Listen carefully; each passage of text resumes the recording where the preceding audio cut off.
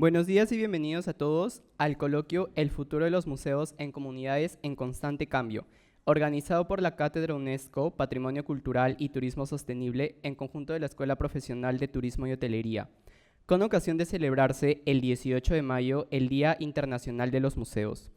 Al iniciar este encuentro académico, queremos expresar nuestro agradecimiento a la doctora Amibel Sánchez de Walter, decana de la Facultad de Ciencias de la Comunicación, Turismo y Psicología, por fomentar esos espacios de difusión al conocimiento.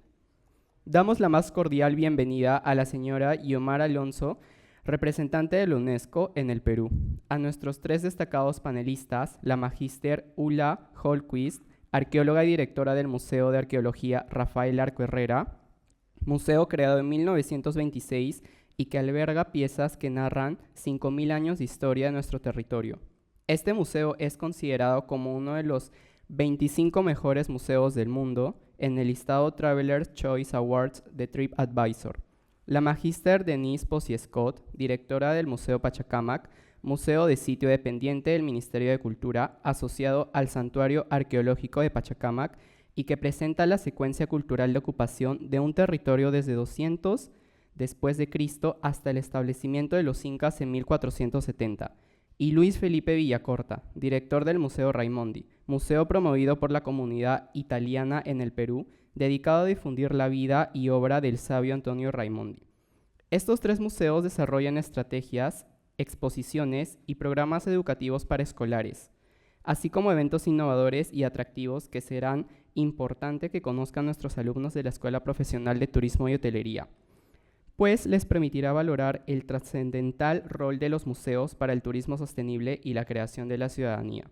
Asimismo, es importante resaltar la presencia de la magíster Claricia Tirado, directora de la Escuela Profesional de Turismo y Hotelería, y de la profesora Diana Guerra, quien moderará este coloquio. A fin de ofrecer las palabras de bienvenida a este certamen, dejo con ustedes a la profesora Soledad Mujica, directora de la Cátedra UNESCO. Adelante, por favor.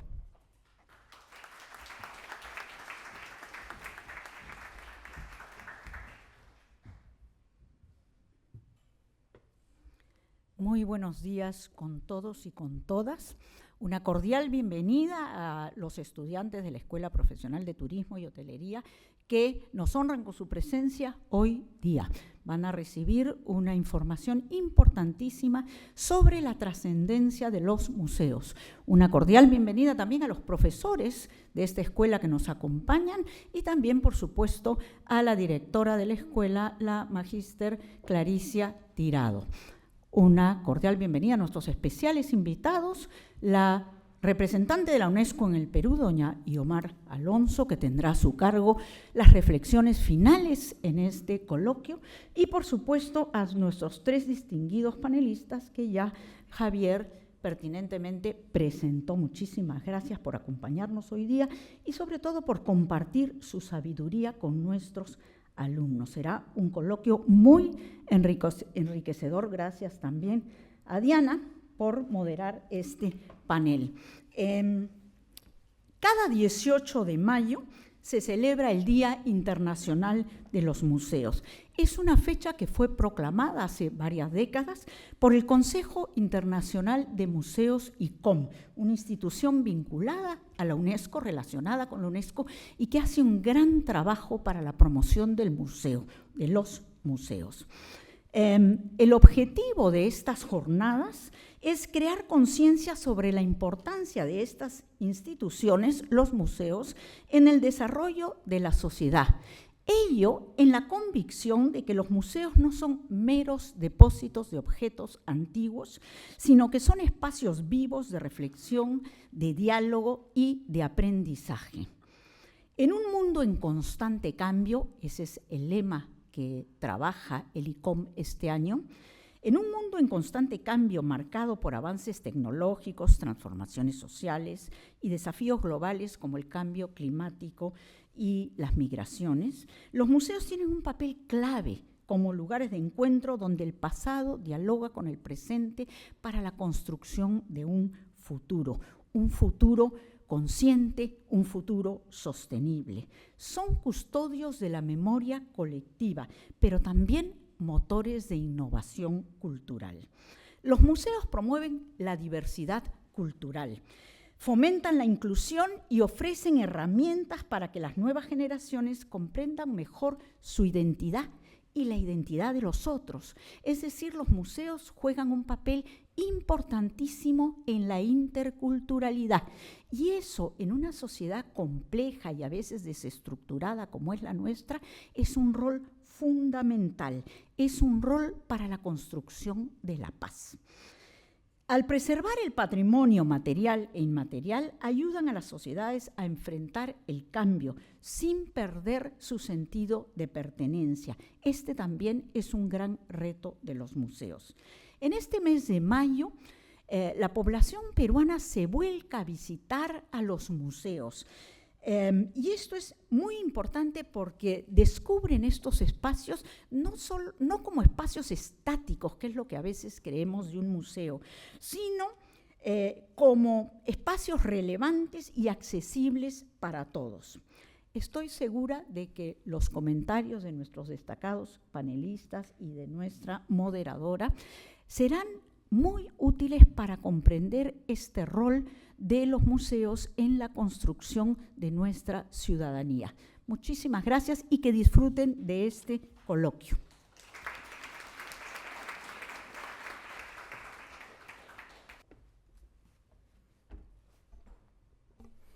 Muchas gracias por sus palabras, profesora Mujica. A continuación presentaré a los 3 panelistas que nos honran el día de hoy con su presencia.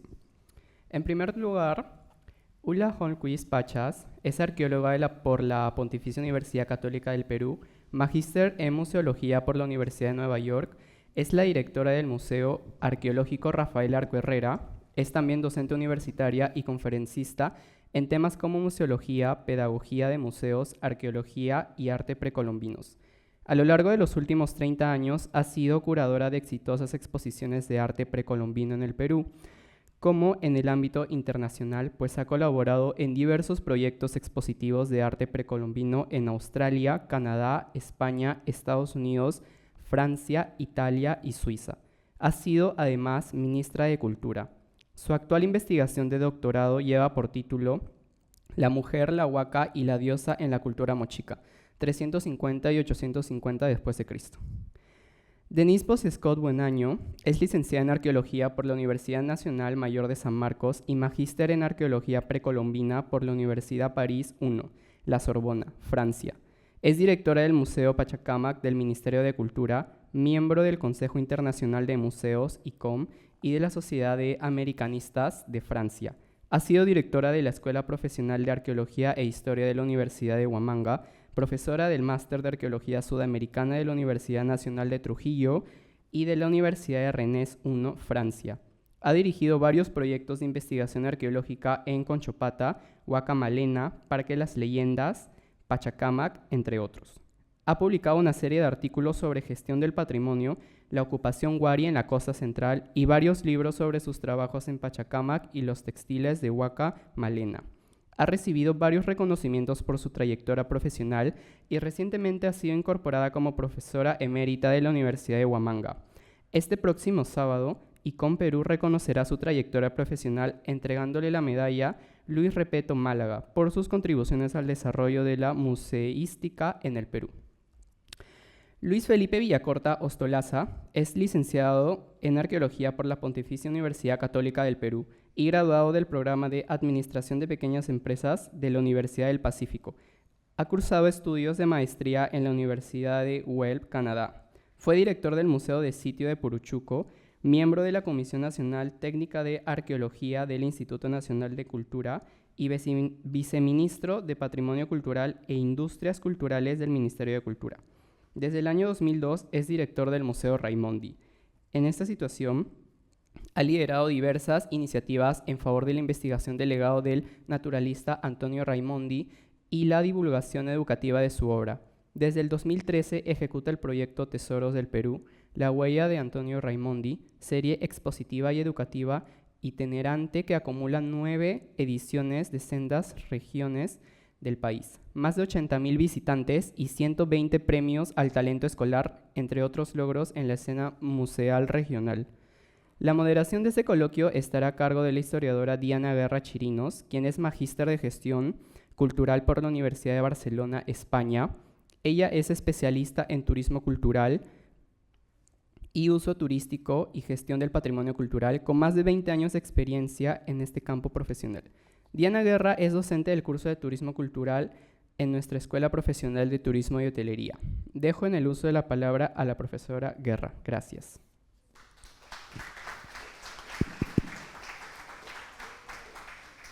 Buenos días con todos, un gusto ver esta sala llena de alumnos. Algunos profesores de la escuela también nos acompañan, por ahí veo a la profesora Luis Chuecas, también veo a la profesora Patricia Salvatierra, varios alumnos de la escuela, así que muchísimas gracias por estar hoy día acá con nosotros. Yo quiero que sepan que tienen ustedes delante a 3 grandes expertos de museos con una larga trayectoria, un gran recorrido en temas de museos. Así que quisiera preguntarle a Ula primero que nos cuente brevemente, si tuviera que describirnos al Museo Larco, en qué consiste, si tuviera que explicarnos en pocas palabras en qué consiste el Museo Larco y contarnos a nuestros chicos cómo describirías a tu museo, cómo invitarías a los alumnos para que vayan a visitarlo. Hola Diana, muchas gracias por la invitación, gracias a mis amigos, colegas y a todas y todos ustedes.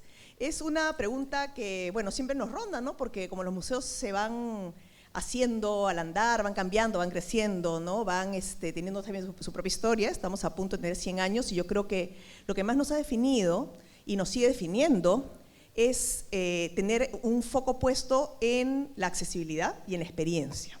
Yo creo que el Museo Larco ha venido haciendo un trabajo, creo que es un trabajo de equipo muy sostenido y muy orientado a no desviarnos, digamos. Tenemos entre los valores institucionales, digamos, el foco en lo trascendente, ¿no? Porque a veces lo coyuntural también te puede desviar muchas veces de un objetivo a alcanzar, así como una utopía, ¿no? Y nuestra utopía, de alguna manera, es que todo lo que hacemos tiende a conversar con nuestros diversos públicos para lograr una comprensión a través del antiguo Perú de una manera diferente de entender la vida.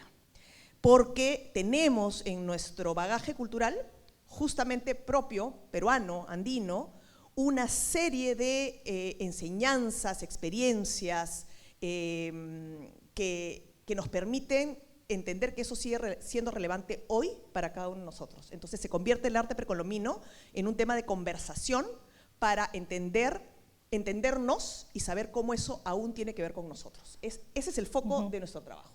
Muy bien. Denise, entonces para ti también, antes de entrar a las preguntas que vamos a debatir ahora, ¿cómo le presentas a los alumnos universitarios de esta escuela? ¿Cómo les explicas y cómo invitas a los alumnos universitarios que se acerquen al Museo de Pachacámac? Bueno, antes que nada quiero agradecer el hecho de poder estar aquí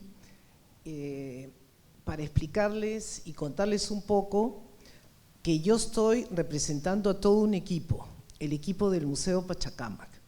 El Museo Pachacámac es un museo del Ministerio de Cultura, lo cual implica una serie de retos para la gestión del museo y del sitio. Nosotros nos abocamos a la población de Lima Sur. El entorno del museo, más o menos tenemos 3 millones de habitantes.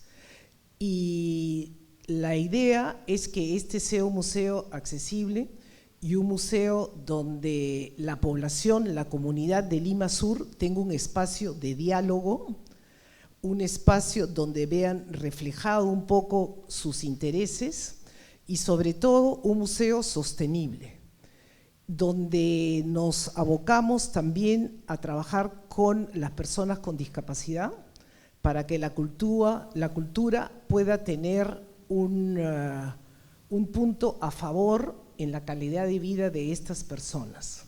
Nosotros en el museo trabajamos con una persona con discapacidad que nos ayuda también a proponer actividades o acciones en favor de estas personas y sobre todo al público escolar y la tercera edad. Entonces, para que ustedes puedan, creo, tener un mapa de esto, nosotros gestionamos las 465 hectáreas del santuario de Pachacámac. Entonces, no es solo un trabajo desde el museo y dentro del museo, sino un trabajo desde todo un territorio. Y creo que también algo que nos caracteriza es que trabajamos de la mano con una serie de instituciones que están en el entorno al sitio arqueológico y el santuario, y por supuesto que el objetivo de nosotros es contribuir a la mejor calidad de vida de los habitantes que están en el entorno del sitio. O sea que los esperamos a todos, los primeros domingos de cada mes la entrada es gratuita y pueden ir a disfrutar del museo. Me hago un poco de propaganda. Genial, genial. Justamente esa es la introducción que queríamos para que nos situáramos, ¿no? y los alumnos entendieran de qué estábamos hablando. Luis Felipe, ¿cómo presentas al Museo Raimondi? Muy buenos días con todos. Me sumo a los saludos a la Universidad San Martín por esta amable invitación, a Soledad por supuesto, y un saludo a todos los asistentes a este diálogo. Como tercero parto con ventaja, ¿no? en la definición de mi institución. Bueno, el Museo Raimondi es una institución museal cuyo propósito es compartir la fascinación por el Perú a partir de la experiencia exploratoria de un personaje histórico que fue el naturalista milanés Antonio Raimondi, que representó el anhelo, como hoy, de una generación de ánimo reformista por ver el Perú integrado y desarrollado en un mismo sueño de bienestar y común. El Museo Raimondi, en este contexto, mira el Perú como lo miró Raimondi, ¿no? Nuestro escenario de trabajo es el país y nosotros somos el museo amigo de los profesores de las regiones del Perú. Esa es la manera, digamos, cómo nos observamos y al mismo tiempo pensamos o vislumbramos, como vio Raimondi, a las regiones como su espacio de consagración. El Museo Raimondi tiene una vocación de trabajo en las regiones de nuestro país. Y a partir de la experiencia viajera de Raimondi y sus registros científicos, lo que descubre, lo que registra o vislumbra en cada uno de sus 20 años de itinerarios científicos por el Perú, es el motivo a partir del cual establecemos un diálogo de tiempos entre el pasado y el presente. Y a partir de allí, la reflexión ciudadana sobre el futuro, obviamente, de la región y de nuestro país. Esa es la manera como nosotros nos vislumbramos como institución museal. Muchas gracias. Muy bien, entonces, situados en las tres instituciones y entendiendo en qué consisten estos tres museos, que no necesariamente todos los que están en la sala pueden haberlos conocido, pero que estoy segura que a partir de ahora sí van a estar motivados para ir a visitarlos. Vamos a centrarnos, hay un sonidito por ahí, ahora sí. Vamos a centrarnos en el tema de discusión, que ya la profesora Soledad Mujica lo ha explicado muy bien. Estamos hoy día acá reunidos por el 18 de mayo, es este domingo.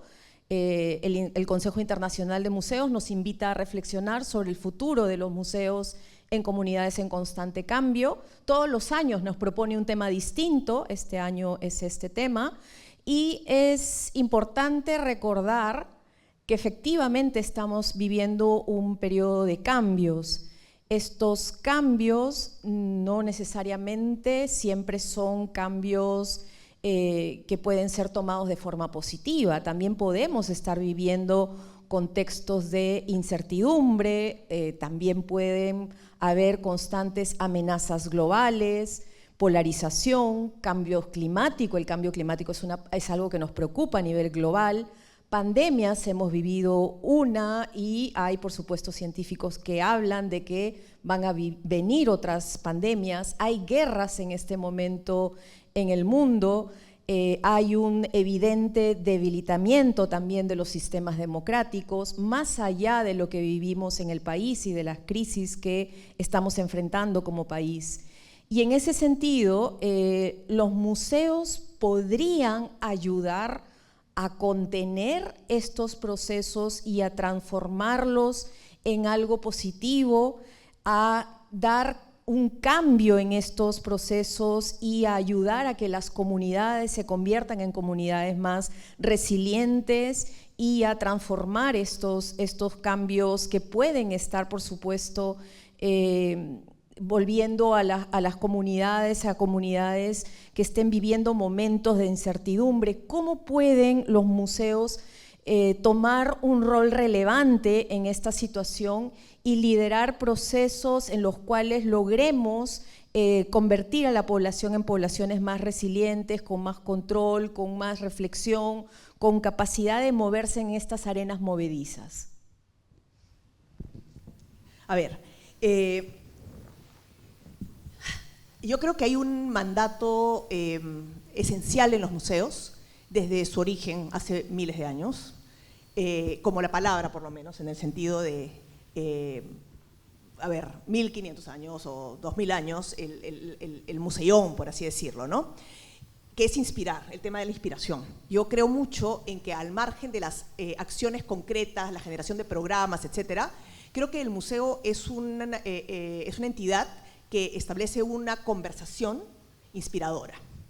Y lo digo como conversación porque es una posición mediadora entre lo que se tiene y lo que se alberga y lo que de alguna manera, entre comillas, se atesora, ¿no? Y que detona todas las conversaciones, que finalmente es esta materialidad que puede provenir de muchas diversas fuentes y que aquí tenemos, por lo menos en el museo en el cual yo he estado tantos años, está muy vinculado con algo que nos une mucho a nuestras raíces, es tener esta posición mediadora en todo el conocimiento que se genera, cómo se ha ido de alguna manera entendiendo, etcétera, etcétera, y qué tiene que ver con el hoy, porque si no fuéramos pertinentes en el hoy, no tendríamos la razón de seguir existiendo como instituciones, ¿no?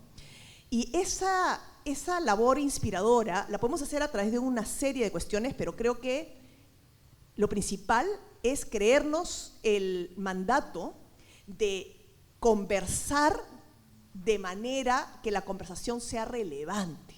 Porque ha habido mucho tiempo en que desde los museos hemos querido conversar de lo que a nosotros nos interesa, de lo que creemos que ha descubierto tal o cual disciplina, de la teoría de mi colega, etcétera, y en realidad eso es relevante para 4 personas, ¿no? Lo que hay que hacer es que si eso realmente es una información relevante para la sociedad, la posición mediadora de los museos es transformar eso en una conversación. Y en ese sentido, creo que lo más relevante para un museo es saber comunicar. Saber comunicar y saber comunicar un mensaje claro. Y por eso es que creo que todos los programas, todas las acciones que un museo vaya a elaborar, si no tienes claro ese mensaje y ese mandato, pueden ser un poco tiros al aire. Y nos podemos perder en programitis, y nos podemos perder en tiros, digamos, como un poco voy a hacer esto, voy a hacer el otro, etcétera, y sin darnos el tiempo de saber que lo que tenemos que hacer es darnos mucho tiempo para esta creación. Los museos somos entidades de creación, no de guardianía, ¿no? Somos creadores de este discurso de conversación. Pero si también lo creemos que es un discurso y somos un emisor potente por la posición de autoridad que tenemos, también vamos a perdedor. Porque el mensaje no empieza en el emisor. O sea, mejor dicho, sí empieza en el emisor, pero es una conversación, como le digo. No se trata de que yo quiero emitir lo que tú me vas a tener que escuchar, sino emito un mensaje que debe detonar una conversación. Ese trabajo de creación de conversación, de un mensaje claro, yo te diría que es lo que a lo largo de estos 30 años he identificado como una tarea que es la que el museo debe emprender. Y cada museo a su manera y con el mensaje que tenga, pero necesariamente es un trabajo creativo. Y ese trabajo creativo nos exige a cada uno de nosotros salir un poco de esta posición muchas veces muy amarrada a lo académico y al discurso académico, y que debemos ser capaces de hacer de este conocimiento académico una materia prima que debemos modelar y enriquecer con todo aquello que es la experiencia humana, que excede la producción y la generación de conocimiento académico. Ahí están los saberes populares, ahí está el arte, ahí está el movimiento, ahí está la danza, ahí está la música, ahí está la poesía. Entonces, sigo creyendo y cada vez más que esa posición mediadora del museo es aquella que va a permitir que el museo siga siendo relevante en el presente cambiante del cual estamos hablando, ¿no? Y por eso empecé diciendo que a lo largo del tiempo el mismo rol de los museos va cambiando, ¿no? Pero sin perder su esencia, porque si no, seríamos otra cosa y ya no seríamos museo. Y eso parte de ese tema inspirador y de la conversación relevante.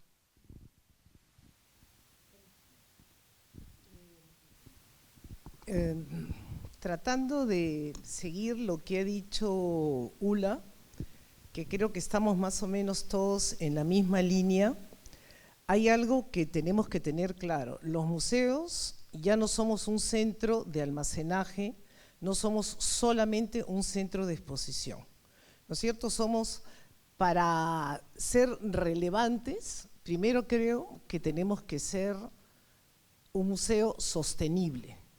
¿Cómo hacemos que nuestro museo sea sostenible? Siguiendo los lineamientos de la museología social, el museo tiene que trabajar con su comunidad, ¿no es cierto? Pero antes era yo, arqueóloga, era la que sabía, y yo decía lo que explicábamos y cómo hacíamos. Ahora nos sentamos con nuestra comunidad, ¿no es cierto? ¿Qué nos está pasando? Por ejemplo, en pandemia, ¿qué cosa hicimos nosotros como museo en pandemia? Nos encerramos, no salimos, trabajamos con la comunidad. El museo cumplía un rol fundamental para la comunidad. Era un espacio donde nosotros podíamos, en cierta manera, transformar este caos, esta situación terrible en la que vivíamos. Era un espacio de diálogo. Pero eso solo lo vamos a hacer si trabajamos con nuestra comunidad de igual a igual. Nosotros, ¿qué cosa estamos esperando en el museo? Como museo de sitio, se supone que nosotros tenemos que contar la historia del sitio. Pero ya creo que Ula también lo mencionó, no vamos a contar que mi capa 1 que tenía la arenita gris y que la piedrita y salió la vasija inca. A nadie le importa la arenita ni la piedrita, ¿no es cierto? Ustedes jóvenes van al museo y no les interesa saber cómo fue la excavación, sino qué significó, qué personas vivieron en Pachacámac, ¿no es cierto? Cómo estas personas transformaron este paisaje, este territorio. Entonces nosotros, como tenemos un territorio, uno de los problemas que tenemos hoy es la contaminación ambiental. Esa contaminación ambiental nos está perjudicando a todos, pero nosotros desde el museo no habíamos hecho clic, pero aquí las personas que viven en el valle, los profesores de las escuelas vinieron al museo y se sentaron a trabajar con nosotros. ¿Cómo hacemos para proteger el río Lurín? ¿Qué pasaba en el antiguo Perú, en este valle? ¿Qué pasaba con las lomas? Entonces, ahora tenemos todo un proyecto de protección y de limpieza del río Lurín, liderado por una escuela de Lurín. Entonces, con la profesora estamos concretando acciones de limpieza y todo eso en beneficio de la comunidad. Y cómo el pasado lo proyectamos a hoy, ¿no es cierto? Porque igualito, si el museo no está, ¿cuál es el interés, no es cierto? ¿Cuál es el rol que cumplimos nosotros? Y solo vamos a ser sostenibles en el tiempo si nos involucramos con esta comunidad, si tenemos un diálogo permanente. ¿Cómo va a servir el pasado para proyectarnos hacia el futuro? todos esos conocimientos del pasado, cómo los vamos a aprovechar nosotros hoy. Y creo que eso es lo que estamos tratando nosotros de hacer, ¿no es cierto? Hay una historia del sitio. En el museo tenemos una exposición permanente que cuenta la historia del sitio, pero tenemos una sala de usos múltiples, que es la sala para todos, donde contamos qué cosa queremos hacer, cuál es la importancia de la comunidad, qué es lo que ellos necesitan. Nosotros, por ejemplo, ustedes se imaginan, somos 8 arqueólogos y el sitio tiene 465 hectáreas. ¿No es cierto? Ustedes habrán visto en televisión que pasan los micros.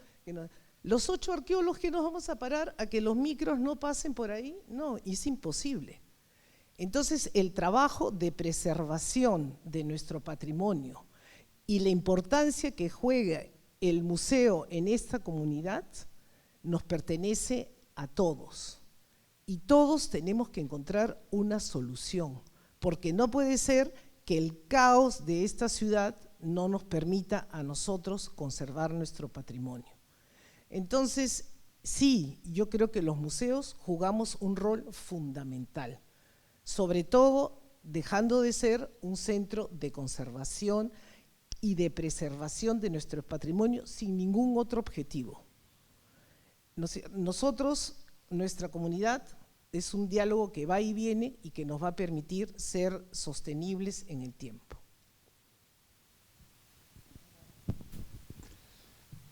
Bueno, vivimos tiempos recios, ¿no?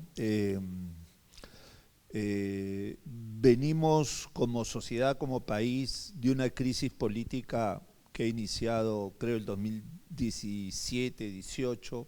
En los últimos 6 años tenemos 6 presidentes o 5 presidentes, pandemia, ¿no? Una crisis de seguridad muy seria, ¿no? En resumen, creo que los tiempos que vivimos son de crisis del bien común. De alguna manera, eso ha llevado a instituciones, a personas, a familias, a refugiarse en sus propios núcleos, ¿no?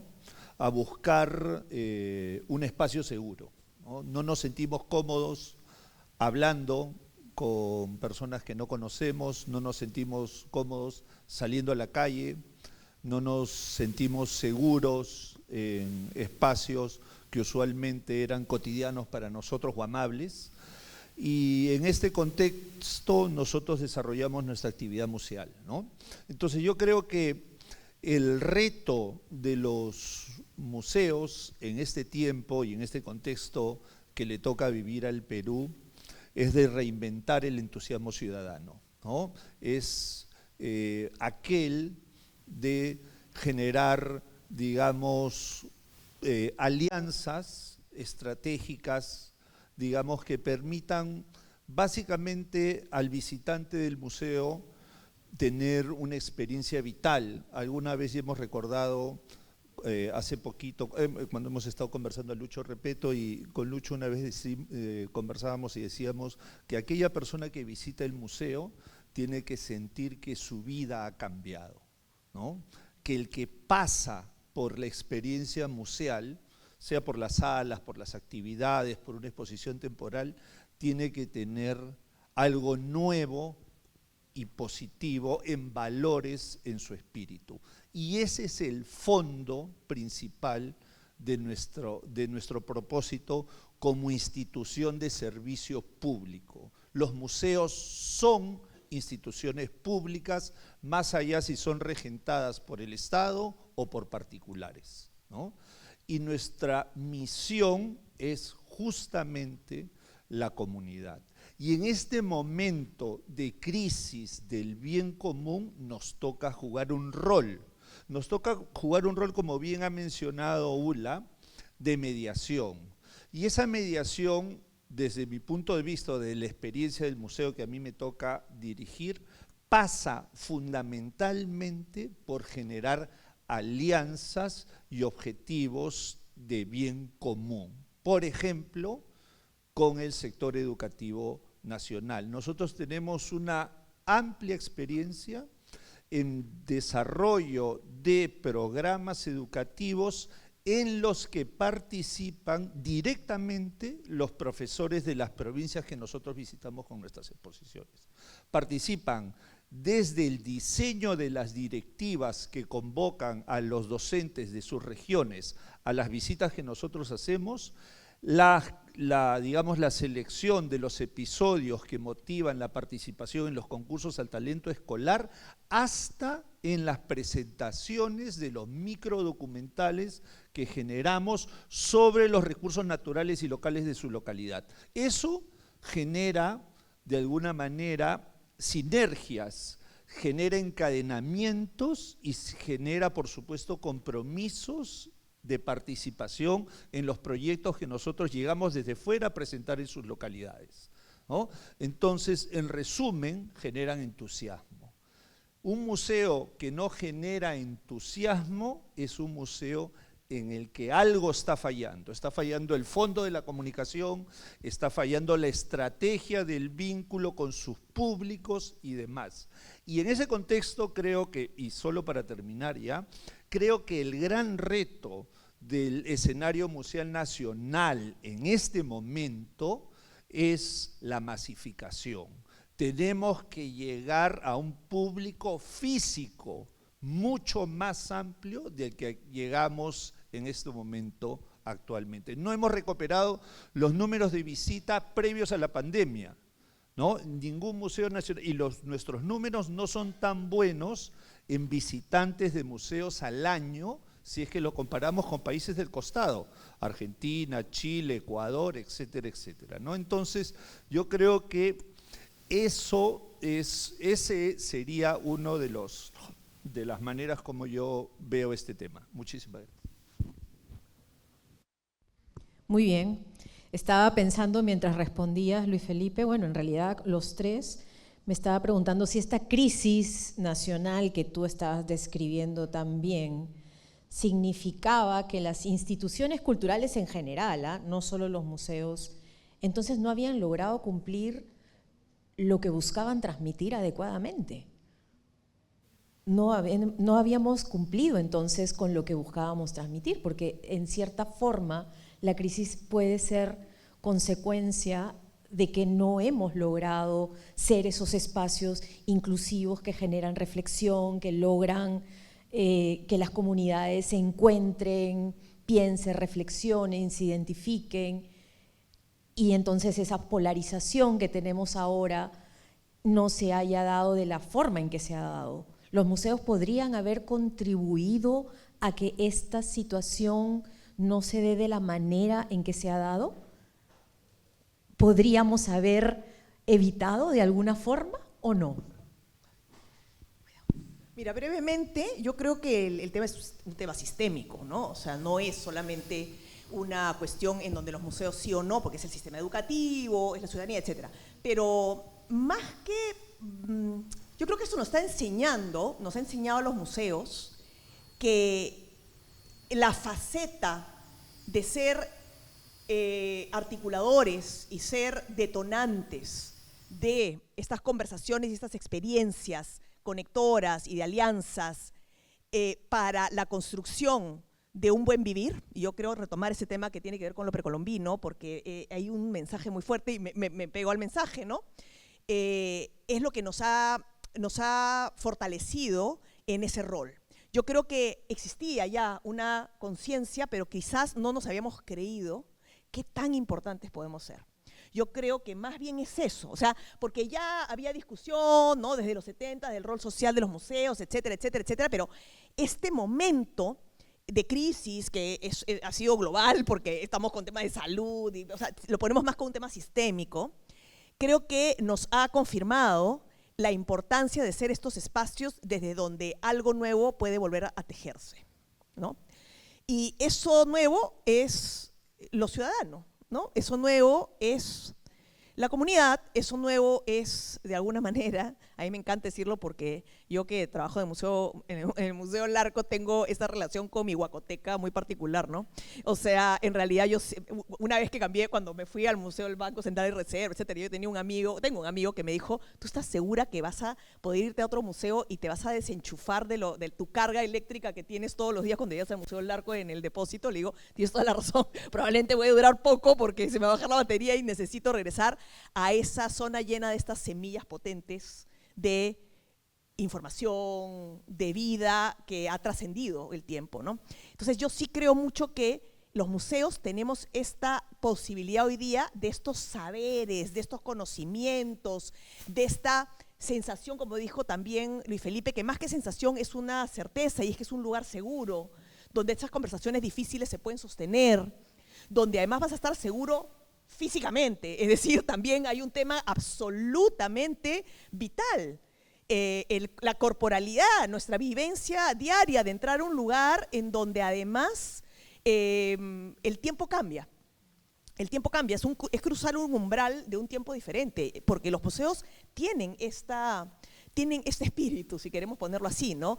Nos permiten aminorar la velocidad, ¿no? Está el componente contemplativo, está el componente, digamos, de aprendizaje, está el componente de estar frente a frente con la evidencia de que el ser humano, digamos, de que yo soy parte de una línea muy larga de existencia, ¿no? Por eso es la parte histórica, digamos, si estamos frente a museos históricos, o si estamos en museos artísticos, etcétera, es también la evidencia de la potencia vital del ser humano, ¿no? De esta potencia creativa, de poder decir las cosas de varias maneras, con la creación humana, con la tecnología, con la producción agrícola, con la producción estética, etcétera. Entonces, este espacio, el museo, es un espacio en el cual uno cruza la puerta y entras a otro tiempo y lugar. Ese tiempo, lugar de seguridad, ese tiempo, lugar de la posibilidad de mantener conversaciones que de repente no puedo tener en otro sitio porque no sé cómo iniciarlas, ¿no es cierto? Porque además no estoy conversando para confrontar, estoy conversando para conocer, para entender. La crisis creo que nos ha hecho darnos cuenta de la importancia que tenemos. Más que responsabilizarnos de cuánto hubiéramos podido hacer, creo que esto es un tema sistémico y dentro de esta conciencia el museo despierta como un espacio con una potencia para esa transformación y reconstrucción de este buen vivir con muchas más posibilidades.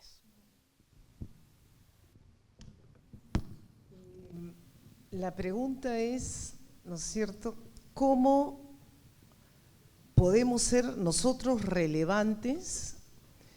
Y cómo es también cierto lo que acaba de mencionar Ulla, que los museos han ido cambiando.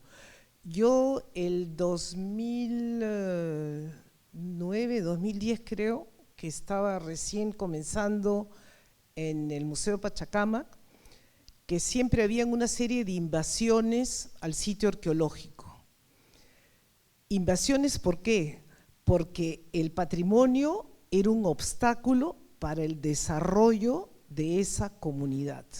No podían tener acceso a recursos básicos, no tenían luz, no tenían agua por este patrimonio que estaba realmente era el patrimonio exacto, ¿no es cierto? No se podía tocar y en ese sentido los museos también eran espacios donde se conservaban las piezas, donde no podías tocar nada, donde llegabas y todo era no toques, no hagas. Entonces, todo esto ha ido evolucionando a tal punto que cómo hacemos para ser relevantes nosotros para esta comunidad y cómo damos este espacio de seguridad. El Museo Pachacámac es un museo que ha recibido una serie de premios por la arquitectura. En este enorme arenal aparece este museo. Estoy hablando del Museo Pachacámac, no del MUNA, que es otro tema.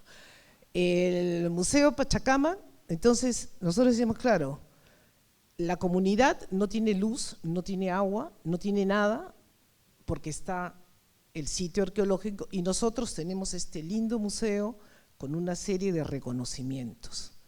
Entonces, ¿cómo hacemos para que esto se refleje en un bienestar común?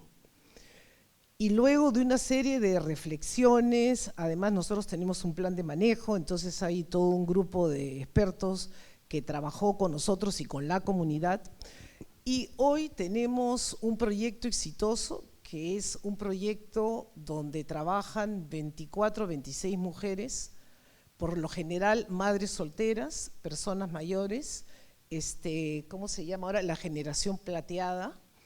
Esta generación plateada que no tiene espacio en muchos otros lugares, tiene un espacio en el museo. Porque eran personas que eran o trabajadoras del hogar, o tenían su tiendita, o estaban vendiendo cerveza en estas fiestas espantosas que hay, donde en realidad se van a destruir todo. Y el museo se volvió un refugio para estas mujeres, que lo que sabían hacer era lo que habían aprendido de sus abuelas, de sus madres: tejer, bordar, coser. Entonces, de pronto, el museo se vuelve un espacio que les da tranquilidad y que les da bienestar. Entonces, esta generación plateada, que nunca pensó volver a tener una posibilidad de llegar a su casa con un pollo a la brasa, de llegar un regalito para Navidad, se lo está brindando el museo. Entonces, el museo es un espacio que va a generar, otra vez insisto, mejoras en la calidad de vida de las personas, pero no solo mejoras económicas. Estas señoras se acaban de ir a México gracias a un proyecto que tenemos con UNESCO. Jamás pensaron subirse a un avión, jamás. Y el museo les está dando la posibilidad de conocer otros países, otras mujeres igual que ellas, trabajadoras, que también luchan por el día a día. Este espacio seguro sí existe en los museos. Nosotros trabajamos para eso. Y estas mujeres ahora realmente tienen 2 veces a la semana, como ellas dicen, nosotros venimos a conversar. Cada una está bordando, está tejiendo la iconografía del sitio. O sea, no está bordando las florcitas que crecen en su jardín. Ellas están ahí porque tienen un vínculo con su patrimonio y porque el museo les da ese espacio que les va a generar una serie de mejoras en su calidad de vida. Para muchas de ellas, por primera vez fueron a hacerse una mamografía. Y esa mamografía se la han hecho porque en el museo ellas están trabajando para eso. Entonces son un ejemplo para su comunidad. Y así como son un ejemplo para su comunidad, son un ejemplo para todos los vecinos. Oye, anda al museo porque en el museo hay tal cosa. Anda al museo porque en el museo vamos a hacer tal cosa. Entonces creo que a eso tenemos que apuntar. Ese espacio seguro que estamos mencionando ahora, este lugar de cambio, lo tenemos que generar nosotros y así seamos un grupo pequeño, pero tenemos que implicar a todos. Y quiero mencionar también en esa misma línea, no es el Museo Pachacámac, es el Museo Tucumé, que es un ejemplo de gestión para una zona rural. Entonces, estamos en la ciudad, pero también hay museos que están en zonas rurales contribuyendo también a una mejor calidad de vida. Entonces creo que ahí le doy la palabra a Luis Felipe, que va viajando él por el mundo. Gracias, Denise. Qué bonito lo que acaban de mencionar Ula y Denise, ¿no? De verdad, yo creo que subrayo ese concepto de buen vivir, ¿no? Es realmente una definición que de alguna manera acoge el espacio ideal de un museo y cómo la experiencia de Denise con estas señoras lo ha demostrado, ¿no? Entonces el museo tiene que ser reconocido también como una instancia que lleva valor a la agenda cívica local. Y ese valor a la agenda cívica local, ese espacio, tiene que proyectarse, también tiene que ser contagioso, ¿no? Otro de los temas que nosotros tenemos en crisis es el espacio público, justamente, ¿no? No tenemos espacios públicos seguros, confiables, que brinden esparcimiento, ¿no? Que fortalezcan los vínculos sociales entre nosotros, ¿no? Basta ver el transporte público, que todos los padecemos, seamos peatones o seamos los que manejamos, ¿no? Entonces, ese también es una discusión del espacio público en el que el museo puede contribuir muchísimo, ¿no? Porque el museo, con sus experiencias y con su vocación de buen vivir, de espacio seguro, de agenda cívica, de valores, ¿no? Puede dar ideas, puede aportar y puede fortalecer nuestros lazos como sociedad. Vamos ya cerrando la mesa y vamos a hacer la pregunta de los 3 objetivos de desarrollo sostenible con los que está vinculado el tema del futuro de los museos en comunidades en constante cambio. La invitación del ICOM nos menciona que hay 3 ODS a los que este tema está vinculado, el ODS 8, el 9 y el 11. Y la pregunta es, ¿con cuál de estos 3 ODS vuestros museos sienten que han conectado más, han colaborado más o han logrado mayor éxito? El primer ODS, el 8, tiene que ver con el crecimiento económico, la generación de empleo. Ahí entra, por supuesto, los museos y la capacidad de generar empleo a través del propio museo y a través de las externalidades que logran los museos, su vínculo con el turismo, etcétera. El segundo ODS tiene que ver con infraestructura, tiene que ver con industria y ahí tecnología también, y ahí hablamos de los museos y su capacidad de incorporar nuevas tecnologías, de hablar de creatividad e innovación, cómo los museos, en el caso del Perú, los de ustedes, pero también el resto de museos peruanos han podido incorporar las nuevas tecnologías y están fomentando y son espacios de creatividad. Y el tercer ODS tiene que ver con ciudades y comunidades sostenibles. Y en ese sentido hablamos de museos que han sido capaces de generar espacios a manera de centros culturales donde se están generando procesos, digamos, procesos culturales donde las comunidades se están reuniendo, donde las comunidades están siendo capaces de construir procesos comunitarios, barriales, donde se discuten cosas que preocupan al espacio, al propio espacio, pero también a los vecinos. Entonces, en esa línea, me gustaría saber cuál de estos 3 ODS sienten ustedes que sus propios museos, y si se animan también, cómo miran los otros museos que tenemos en el país vinculados a estos 3 objetivos de desarrollo sostenible. A ver, respecto al tema económico, yo aquí puedo mencionar 2 caras de este objetivo. Por un lado, el museo, voy a hablar un poquito del Museo Larco porque es un sistema de gestión diferente y es de lo que sabemos porque estamos muy involucrados con redes también de museos para entender el tema de gestión de gobernanza, siendo un museo privado.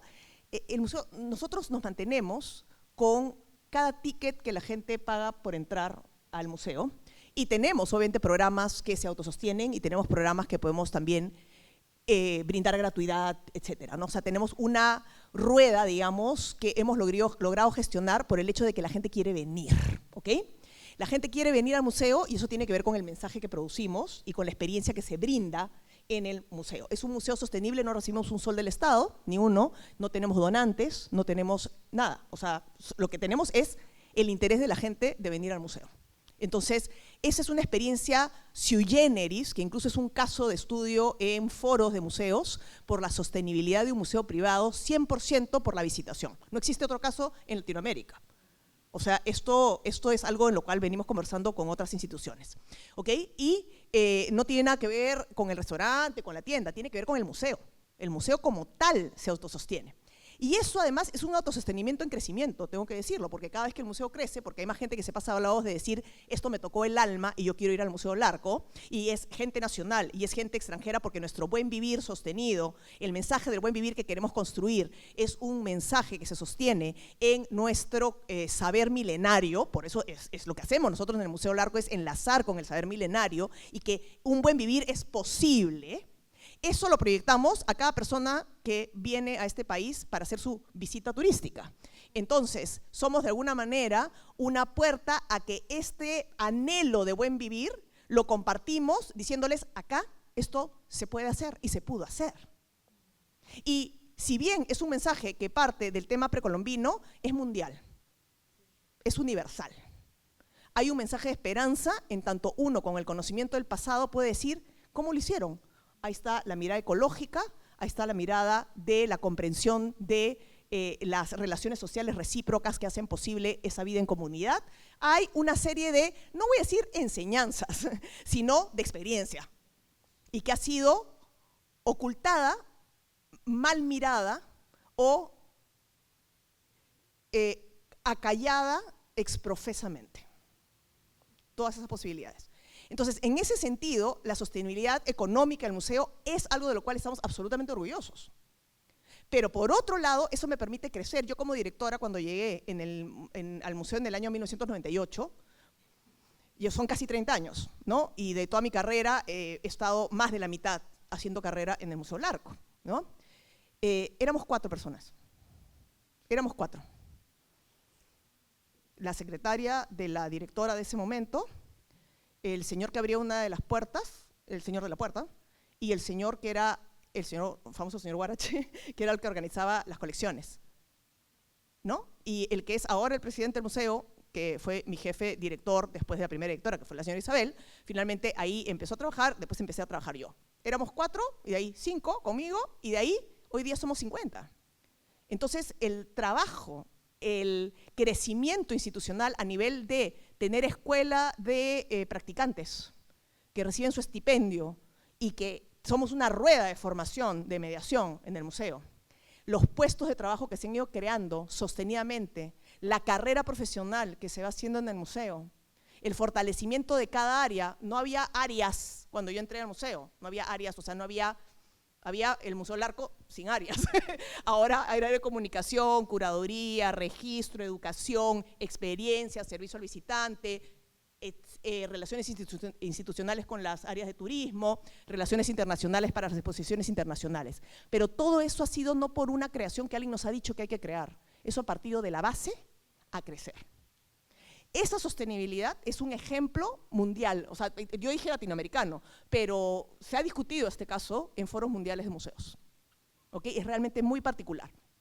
Por otro lado, esa generación de trabajo, y hay es como un mensaje acá, y es eso que siempre nos dicen, la cultura es desarrollo, sí, pues la cultura es desarrollo, pero hay que entender que la cultura en el Perú realmente da trabajo, realmente permite que nos proyectemos al mundo desde esa diversidad como una potencia a partir de esta característica nuestra, ¿no? Entonces, esa por la parte de este primer objetivo.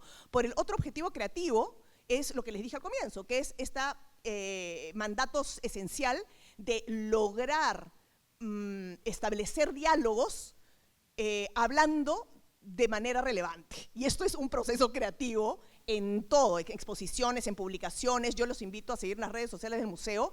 El último posteo que acabamos de tener del Día del Trabajo es algo bastante bonito, ¿no? Se vienen algunos otros, porque ustedes dirán, esto cualquier persona que está metido en redes lo puede hacer.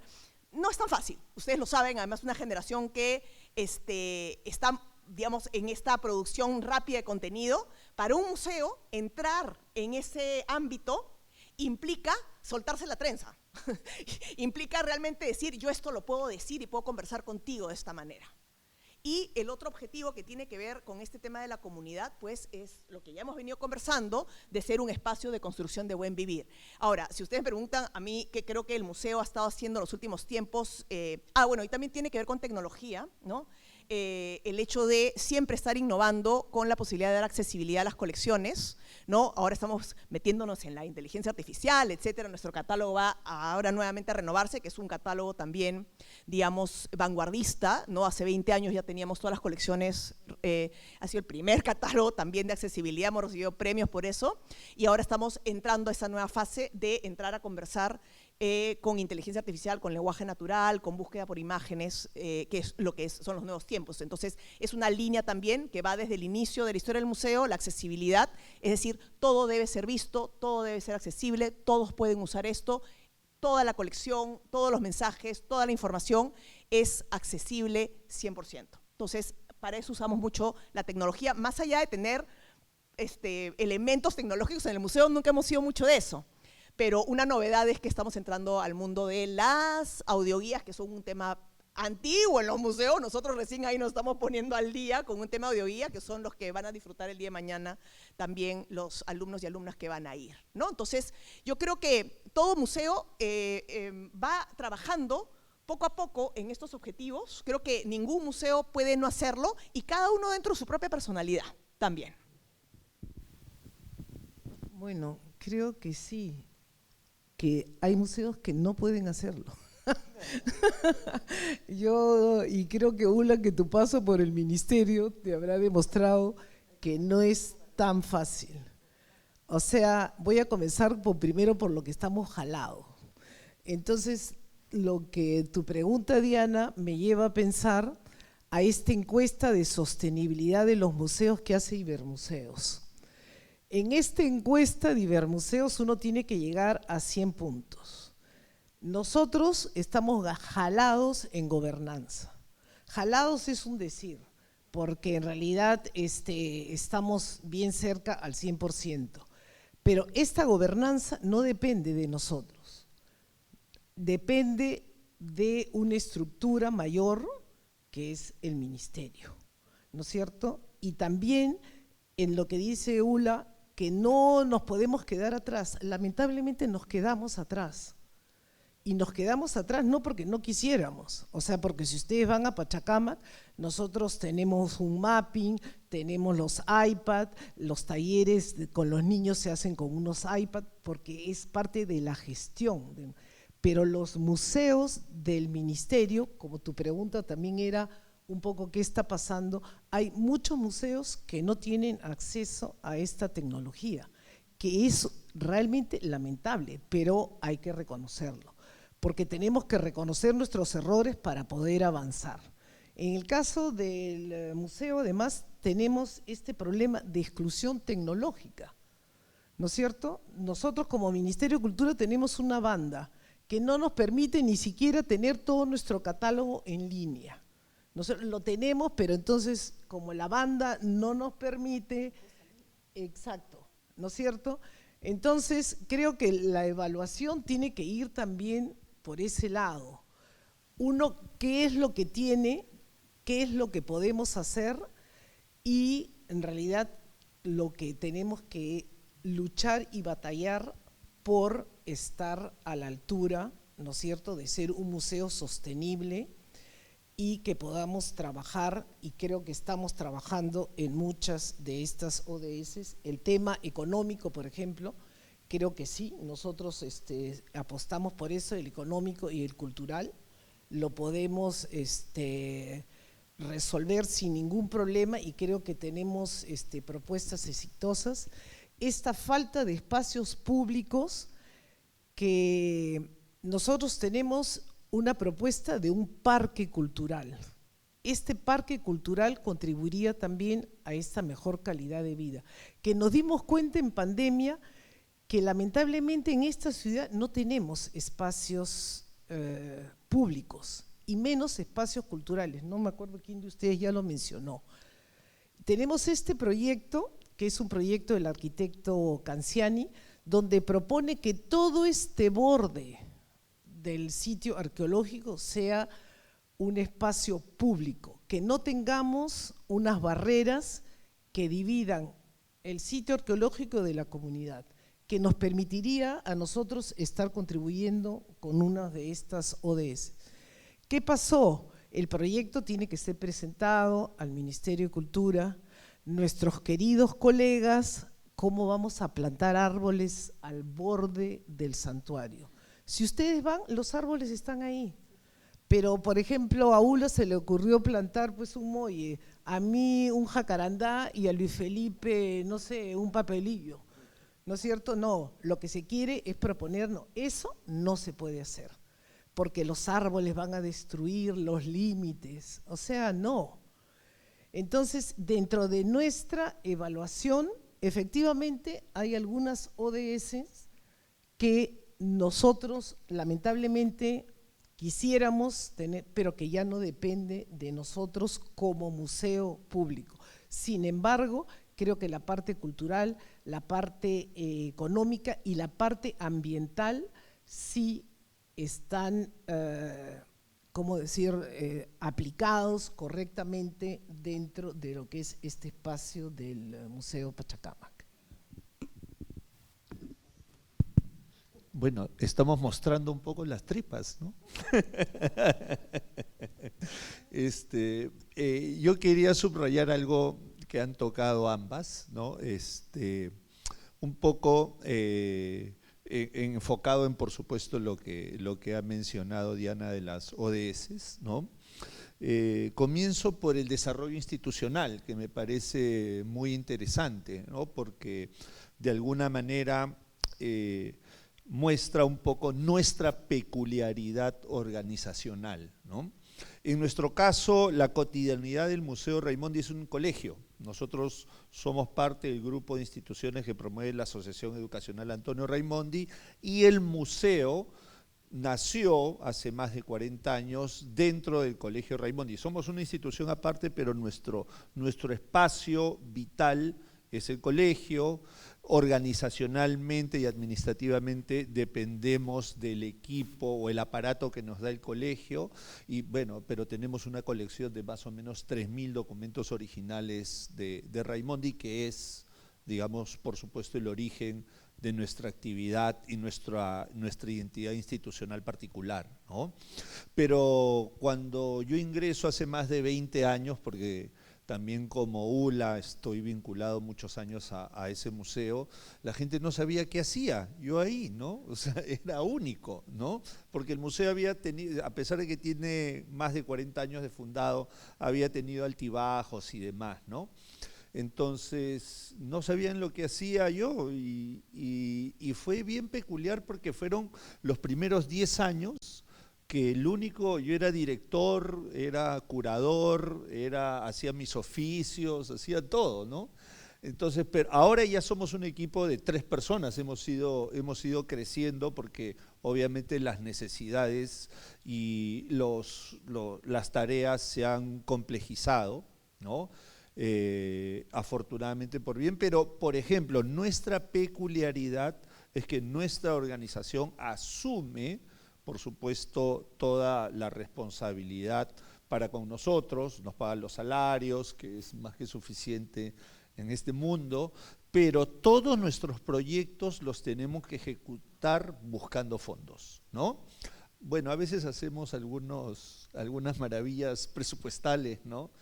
Pero finalmente de lo que se trata es que nosotros consigamos los auspicios que nos permitan, por ejemplo, hacer estas exposiciones en provincias que les he comentado, ¿no? Y cuando ocurren o cuando han ocurrido, nos hemos, digamos, vinculado, por supuesto, a lo que menciona Diana, que es esta relación, este tema de los espacios públicos, los espacios museales que nos han acogido principalmente en provincia, algunos de ellos privados, como por ejemplo, o de gestión privada, como el convento de Santa Catalina en Arequipa, ¿no? y algunos de ellos de gestión privada, pero además monumentales, el complejo Belén, el espléndido complejo Belén en Cajamarca, donde hicimos una exposición de tesoros realmente espectacular, ¿no? Es un espacio maravilloso, como Santa Catalina, pero también hemos hecho en Abancay. No teníamos dónde exponer. El Museo Iyanya queda, entre comillas, bastante lejos del centro de la ciudad y lo hicimos en el centro de formación artística para profesores, más o menos en un coliseo, pero salió espléndido. ¿Y cuál es uno de los resultados de este tipo de ocurrencias, ¿no? Es que se genera una discusión interna del rol de los museos locales respecto de las comunidades, ¿no? Entonces, se compara, se anima digamos, de alguna manera a que los museos locales se apoyan en nosotros en algunas cosas, nosotros por supuesto aprendemos de ellos en otras, ¿no? Pero de alguna manera se activa un germen, ¿no? Se activa una motivación que es positiva para ambos, porque nosotros en realidad aprendemos mucho de ellos, como seguro ellos algo de nosotros, ¿no? Entonces esa dinámica de intercambio es muy positiva porque también ya nos estamos vinculando a nivel, digamos, de instituciones pares, ¿no? De museos, de casas de la cultura, y en muchos casos ese vínculo ha permanecido hasta ahora. La primera exposición que nosotros hicimos en provincia fue el 2013, ¿no? Ahora estamos haciendo la 9ª en Tacna, ¿no? Es la primera vez que hacemos en una localidad de frontera. El año pasado se hizo en Loreto, en Iquitos, la primera vez que llegamos al Oriente Nacional. Muy difícil, muy particular. Cada región tiene sus características especiales, ¿no? Entonces, pero sin embargo, eso nos permite crecer desde el punto de vista institucional, desde el punto de vista del rol que cumplimos y el diálogo interpares, en este caso con museos semejantes de provincias, ¿no? Muchas gracias. Bueno, creo que ha sido un lujo de verdad tenerlos a los tres aquí, escucharlos a los tres. Yo los conozco hace muchos años, pero igual siempre aprendiendo con ustedes. Creo que para los alumnos, además, muy importante aprender de 2 museos privados, un museo público. No crean que ha sido fácil para ninguno de los tres. Tienen sus complejidades, han pasado, ya lo han contado además. Por más de que uno además piensa que el museo privado lo tiene más fácil, no es cierto. Ya han contado que en sus inicios han tenido además, ¿no?, sus propias problemáticas, y ni qué decirles en el caso de Denise. Denise ha luchado ya, ¿no?, lleva décadas sacando adelante, es un museo modélico. Tienen que visitar también Pachacamac mañana, gracias a las gestiones de Soledad Mujica. Tenemos el honor de visitar el Museo Larco con los alumnos de Turismo Cultural. Espero que más adelante podamos irnos un poquito más lejos y podamos ir al Raimondi, y luego un poquito más lejos, más allá, y podamos ir también a Pachacamac a visitar, porque creo que son casos no solo modélicos de museos en el Perú, sino también a nivel internacional. Un aplauso, por favor, para nuestros 3 expositores.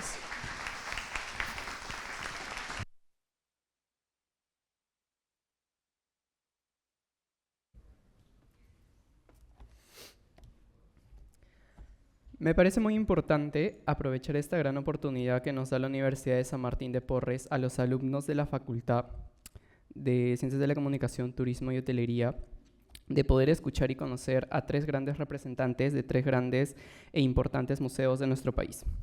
Para concluir con este certamen, tendremos las palabras de la representante de la UNESCO en el Perú, doña Yomara Alonso Cano, quien es especialista en cultura con larga trayectoria en el desarrollo de políticas públicas para el sector cultural y creativo de países de África, Asia y América Latina, donde estuvo a cargo de innovadores programas de desarrollo y de la gestión de proyectos conjuntos con otras agencias y programas de las Naciones Unidas. Es diplomada en Planificación Urbana y en Antropología del Desarrollo por la Universidad de Nueva York, Albany, la Universidad de Lovaina, Bélgica, y la Universidad Complutense de Madrid. Integró la UNESCO desde 1994 como parte del equipo de la Comisión Mundial de Cultura y Desarrollo presidida por Javier Pérez de Cuellar. Es autora y colaboradora de múltiples informes globales, publicaciones institucionales y manuales especializados. Durante 10 años fue consejera para la cultura de la UNESCO en la Oficina Regional de África del Oeste, Sahel, donde implementó proyectos para la protección, salvaguardia y promoción del patrimonio y la creatividad. Desde su cargo impulsó la lucha contra el tráfico ilícito de bienes culturales, la protección de espacios naturales, así como la igualdad de género en el sector cultural. A partir de junio del 2022 es representante de la UNESCO en el Perú. Agradecemos mucho la presencia de la señora Alonso, quien desde su amplia experiencia nos ofrecerá algunas reflexiones finales relativas a los temas debatidos a lo largo de este certamen. Adelante, por favor.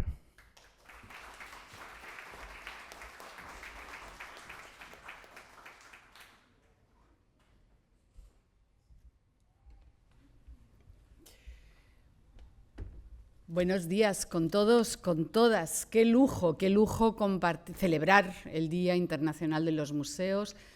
Es el día 18, pero lo celebramos aquí hoy con todos ustedes. Qué panel de lujo acaban de tener. Unas gracias realmente muy especiales a Soledad Mújica, la directora de la Cátedra UNESCO de Patrimonio Cultural y Turismo Sostenible. Unas gracias muy importantes también a la Universidad San Martín de Porres, a la señora Diana Guerra, la profesora del curso de Turismo Cultural, por guiar este diálogo, y por supuesto a Ulla Holmist, a Denise Pozzi Scott y a Luis Felipe Villacorta. Ha sido realmente, creo, un espacio valioso que nos permite pensar y adentrarnos e imaginar y conocer, me imagino en muchos casos, el presente y el futuro de los museos, posibilidades y desafíos. Y aquí la primera pregunta y la primera reflexión que quería compartir, que es práctica, en la que quiero que ustedes participen, quisiera que levantaran el brazo quién de ustedes en la sala ha ido a un museo en el año pasado, en los últimos 12 meses. Por favor, levanten brazos. 20% de la sala ha ido a un museo en el último año. ¿Quién ha visitado el Museo Larco, dirigido por la señora Ulla Holmist? A ver, ¿cuántos hay? 10 máximo. ¿Quién ha visitado el Museo Pachacamac? Bueno, un poco más, ¿no? Poquito más. ¿Y quién ha visitado el Museo Raimondi? Hay que hacer un trabajo, ¿eh? Y esto me lleva a mi primera reflexión. ¿Cuál es la edad media en la sala? Ustedes tienen... ¿Quién tiene más de 23 años? Muy poca gente. ¿Quién tiene más de 22 años? ¿Quién tiene más de 20 años? O sea, que la mayoría de esta sala tiene menos de 20 años, ¿sí? Y esto me lleva a una reflexión, que es por donde quería empezar, que creo que hemos escuchado un debate entre TikTok y los museos. Y eso creo que quiero centrar un poco mis comentarios al respecto. ¿Y qué quiero decirles? Lo primero de todo, a ver, tengo aquí 7 mensajes, me gustaría que se quedaran con ellos, porque ustedes son estudiantes de turismo, ¿verdad? Y hostelería, según entiendo. Y tienen menos de 20 años y han ido poco a los museos.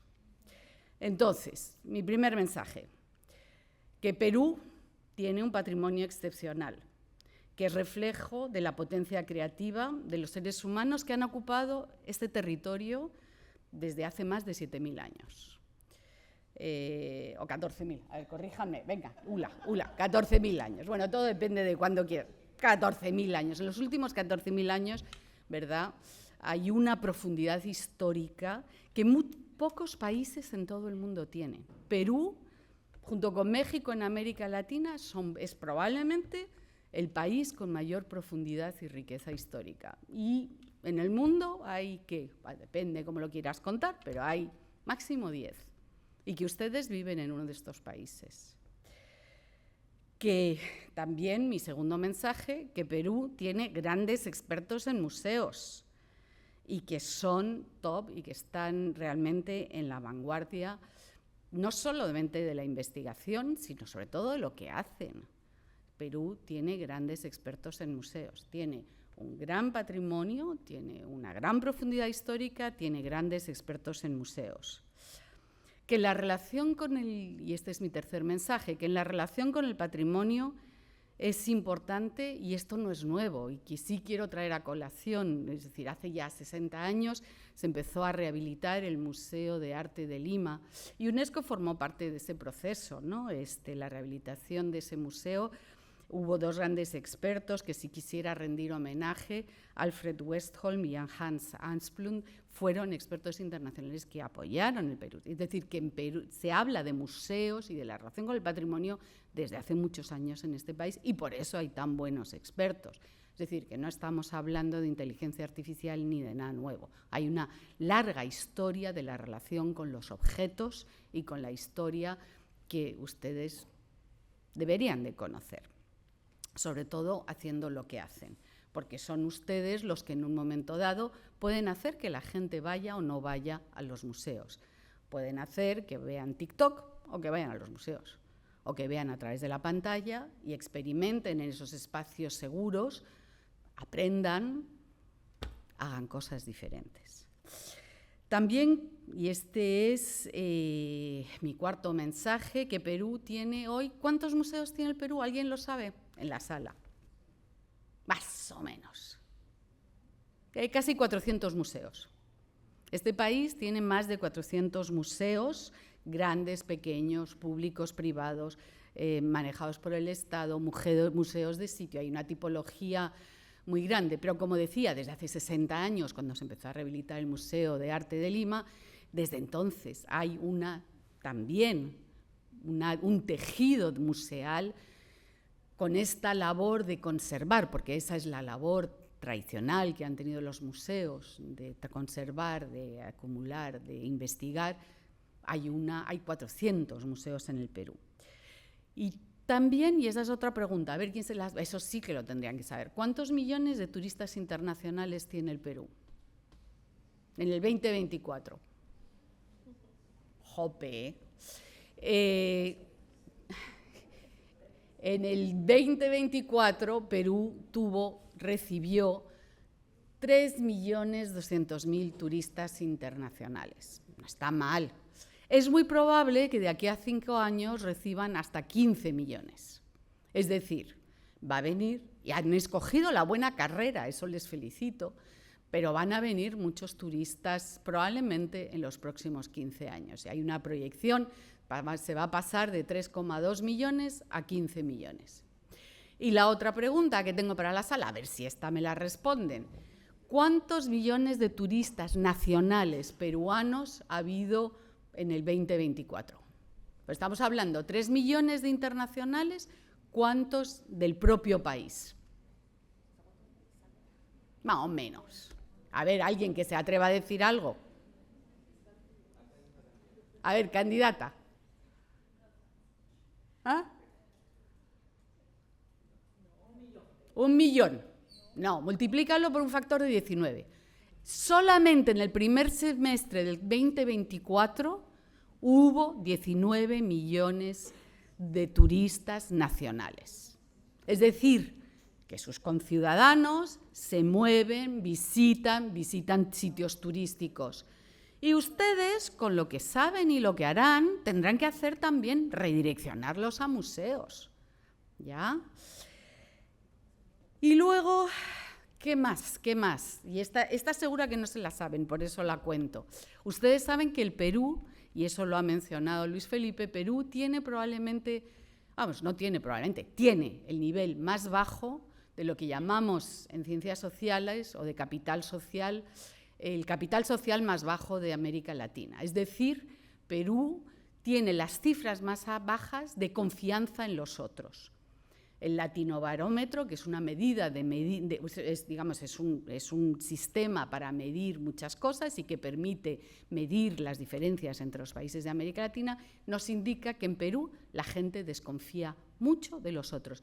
Es el país que tiene el nivel más alto de desconfianza hacia los otros. Por eso, trabajar y ir a museos, que son espacios seguros, son espacios donde se pueden hablar las cosas, es tan importante. Y luego, quizá, y eso sí, esa porfa, a ver, ¿cuántas lenguas se hablan en este país? ¿Cuántos pueblos y cuántos grupos diferentes hay en este país? A ver, una estimación. ¿Cuántas lenguas se hablan en el país, más o menos? Bien, bueno, 47, 48, muy bien. ¿Y cuántos pueblos hay? ¿3? ¿Perdón? Sí. Bueno, son las cifras oficiales, efectivamente. ¿Y eso qué significa? Que este es un país pluricultural, multicultural, como lo quieran llamar, y que eso justamente, y ese diálogo entre gentes de tradiciones culturales se puede producir y se debe de producir en los museos, y de hecho se produce, como lo hemos escuchado. Son reflexiones que me parece que son pertinentes porque, en definitiva, este es un ejercicio de transmisión, y por eso digo que esto es TikTok contra los museos, porque seguro... ¿Quién ha visto el último TikTok? ¿Quién en la sala? ¿Hace cuánto tiempo han visto el último TikTok? ¿2 horas? ¿1 hora?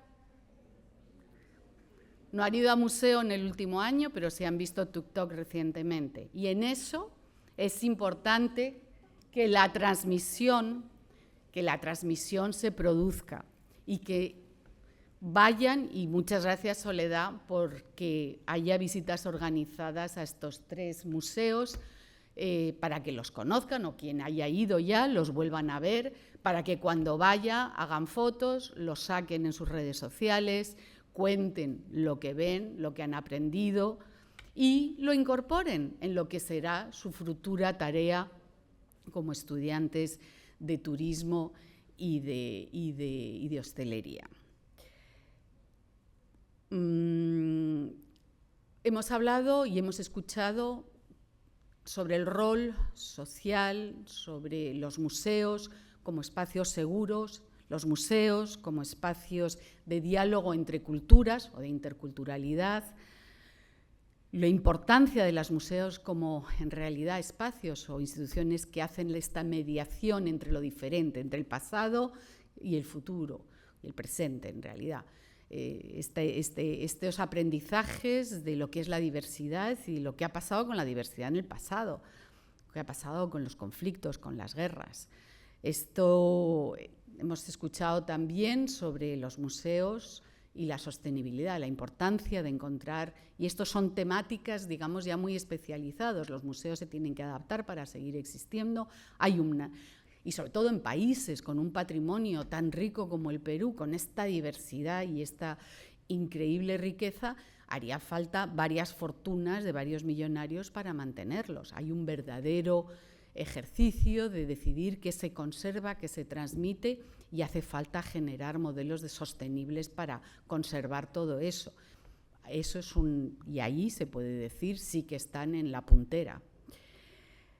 Los modelos económicos de los museos, su sostenibilidad, que decía Denise, esta importancia de trabajar sobre la experiencia y sobre la confianza.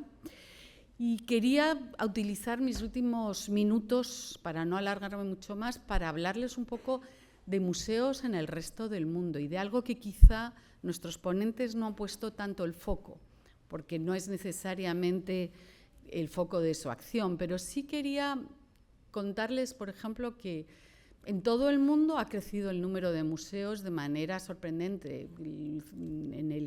La curva de museos y de creación y de mantenimiento de museos en todo el mundo es increíble. En este momento hay más de 100.000 museos y ha habido un crecimiento desde el 73, que empieza un poco ha crecido de manera exponencial. Hay ciudades en el mundo, ¿verdad?, que han generado toda, digamos, una dinámica económica en torno a sus museos. Y pienso, por ejemplo, a un museo en mi país, que es el caso siempre emblemático, que es el Museo Guggenheim en Bilbao. Toda la rehabilitación probablemente de Bilbao, de la ciudad de Bilbao, que era una ciudad industrial, fea, etcétera, nace a través, o se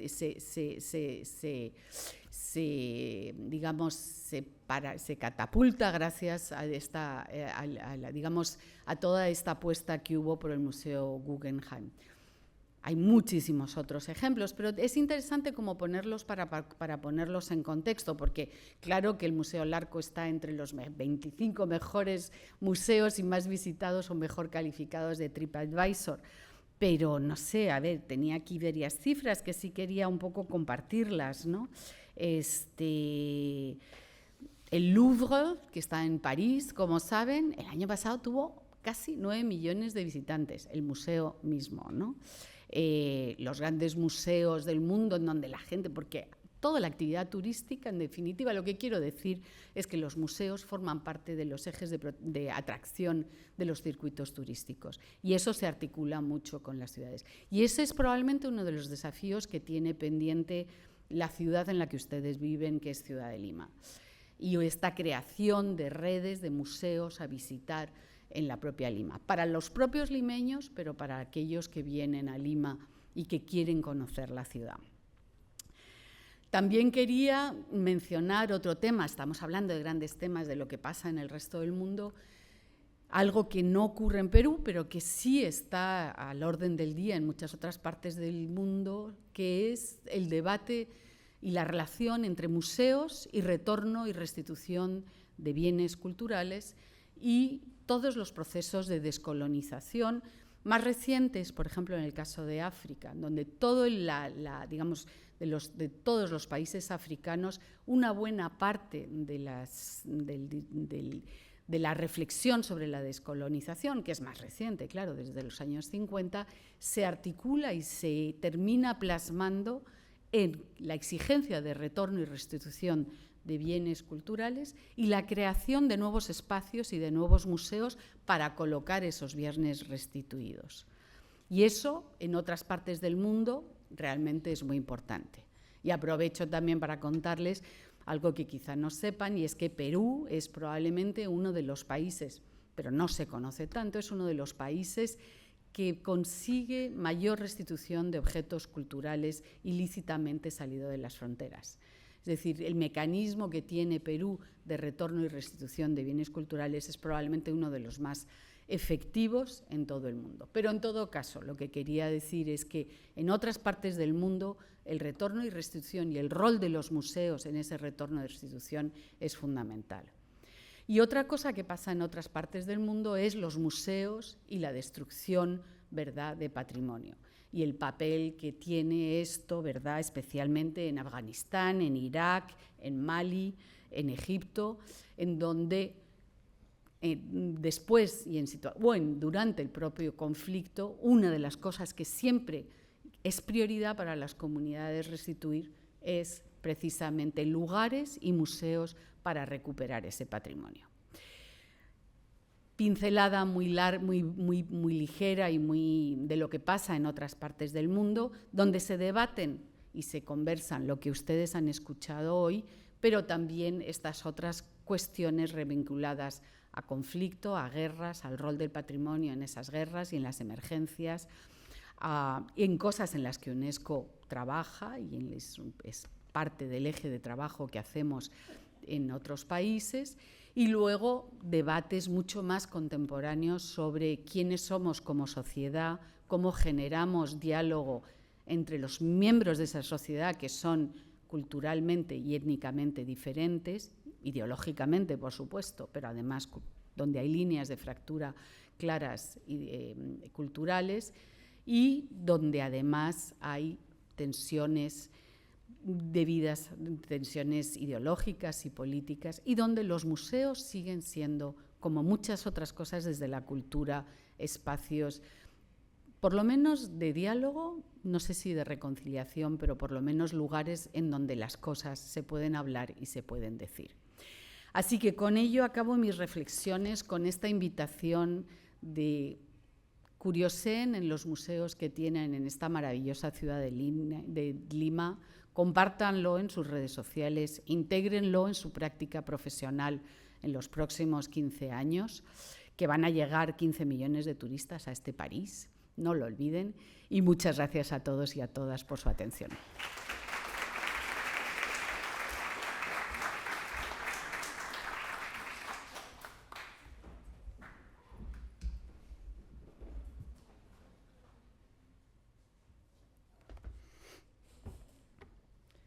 Agradecemos profundamente a la señora Guiomar Alonso por sus valiosas reflexiones. Asimismo, invitamos a los 3 panelistas, la representante de la UNESCO, la directora de la facultad, la profesora Diana Guerra y la profesora Soledad Mujica, adelante para la foto protocolar. Muchas gracias.